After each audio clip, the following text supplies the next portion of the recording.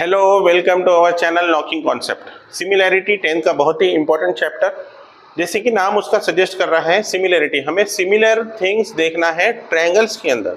अगर दो ट्रायंगल्स है और उसके अंदर कुछ चीज़ें सिमिलर हैं तो क्या क्या आउटकम्स आ सकते हैं, क्या क्या पॉसिबिलिटीज़ हो सकते हैं, ये हमको देखना है। तो ये पॉसिबिलिटीज़ देखने के लिए पहला जो इंपॉर्टेंट पॉइंट है इसका, वो है ratio of the areas of two triangles. अगर दो ट्रायंगल आपके सामने दिए वाले हैं, मान लो आपके सामने दो ट्रायंगल आ गए। दो ट्रायंगल है P Q A B C और P Q R. A B C triangle की height A D, P Q R triangle की हाइट पी एस। अब हमने ऐसा माने कि ये जो दो ट्रायंगल है उनके जो हाइट है ए डी और पी एस इक्वल है, इसलिए उसको हमने सिर्फ एक वेरिएबल असाइन कर दिए एच।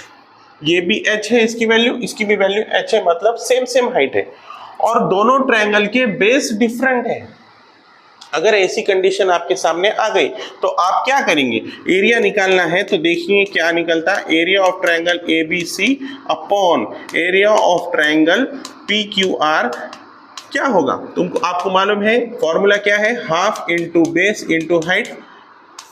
इसका भी फॉर्मूला क्या आ जाएगा, half into base into height. दोनों ट्रायंगल के एरिया का रेशियो लेना है हमको। अगर दोनों ट्रायंगल के एरिया का रेशियो ले रहे हैं हम तो हाफ हाफ तो कैंसिल हो जाएगा, सिंपल सी बात है, कांस्टेंट है। इसका बेस क्या है, इसका बेस b1 है, इसका बेस क्या है, इसका बेस b2 है, और दोनों की हाइट सेम होने की वजह से दोनों h h कैंसिल हो जाएंगे। तो हमको क्या मिल रहा, हमको मिल रहा है ये area of triangle A B C upon area of triangle P Q R is equals to b1 upon b2। एक आउटकम निकल गया। क्या आउटकम निकला, अगर दो ट्रायंगल है और उनका रेशियो, एरिया का रेशियो हम ले रहे हैं तो वो किसे प्रोपोर्शनल होंगे, बेस को। लेकिन कंडीशन क्या है, हाइट उनकी सेम रहना। अगर दो ट्रायंगल की हाइट सेम है तो उनके एरिया का रेशियो उनके करस्पॉन्डिंग बेस से प्रोपोर्शनल रहता। डायरेक्टली हाइट हाइट कैंसिल हो जाएंगी और उनका एरिया किससे प्रोपोर्शनल है, बेस से। ये कंडीशन कब हो गई, अगर हाइट इक्वल है तो। दूसरी कंडीशन में आओ, दूसरी कंडीशन में आओ, केस 2। अब केस 2 में ये मान लेते हैं हम, दो ट्रायंगल का बेस सेम है और हाइट अगर डिफरेंट है। सेम कंडीशन, दो ट्रायंगल एबीसी, दूसरा triangle P Q R, ABC की height AD, P Q R की हाइट पी एस, एडी की वैल्यू h1, पी एस की वैल्यू h2।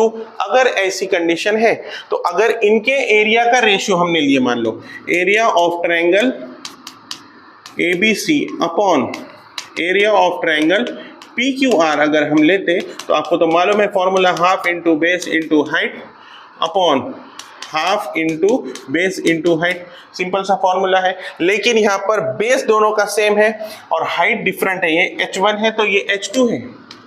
यहाँ पर सिर्फ बेस सेम है, BC is equals to QR है। हमने यहाँ पे बेस के लिए B असाइन कर दिए वेरिएबल, इक्वल है मतलब। अब देखो अगर ये सेम सेम है, हाफ हाफ कैंसल। अगर दोनों का बेस सेम सेम है तो B कैंसल। तो क्या मिला हमको, area of triangle ABC upon area of triangle PQR किसे प्रोपोर्शनल है, H1 अपॉन H2 को। दो आउटकम निकले। क्या आउटकम निकले, अगर दो ट्रायंगल का बेस इक्वल है तो दो ट्रायंगल का एरिया का ratio height to their corresponding height को प्रोपोर्शनल होगा। दूसरी कंडीशन, अगर दो ट्रायंगल के हाइट्स इक्वल है तो दोनों ट्रायंगल के एरिया का रेशियो बेस को प्रोपोर्शनल होगा। सिंपल सा।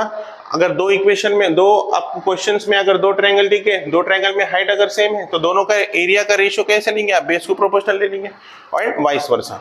सिंपल सा एक छोटा सा टॉपिक स्टार्टिंग का। पसंद आया हो, समझ आया हो तो लाइक कीजिए, शेयर कीजिए और सब्सक्राइब कीजिए। Thank you.